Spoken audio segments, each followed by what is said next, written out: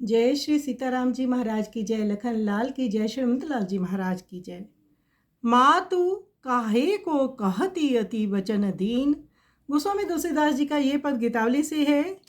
श्री राम जी की आज्ञा पाकर, श्री राम जी का संदेश लेकर श्रीमंत लाल जी महाराज सिया जी के पास अशोक वाटिका में आते हैं।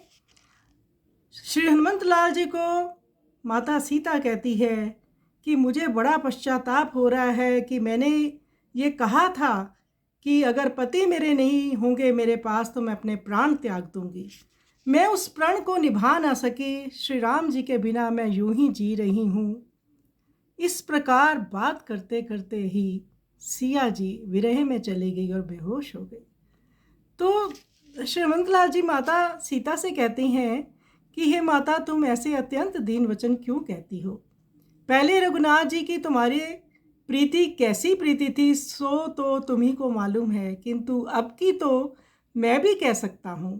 प्रभु बड़े प्रवीण हैं, वे सबके हृदय की बात जानते हैं। ऐसा शोक तो निष्ठुर प्रीतम में प्रीति करने वाला शलभ, पपीहा, मृग, कमल और मत्स्य आदि किया करते हैं, सो ठीक ही है। परंतु करुणा निधान भगवान राम का तो जैसे जैसे शरीर दुर्बल होता है वैसे वैसे ही उनका मन तुम्हारे प्रेम से पुष्ट होता जाता है।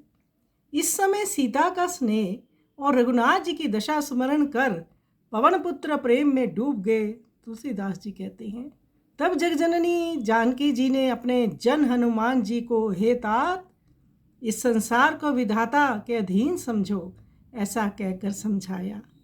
तो सिया जी व्याकुल हैं, परंतु जब श्रीमंत लाल जी को देखती हैं कि वो भी विरह में जाने लगे हैं, फिर सिया जी संभल जाती हैं और श्रीमंत लाल जी महाराज को संभालती हैं। ये माँ हैं, सिया माँ हैं जो कि सबकी ओर ध्यान देती हैं। तो प्रभु का दुलारे श्रीमंत लाल जी महाराज प्रभु का संदेश दे रहे हैं। आइए सुंदर पद का हम श्रवण करें।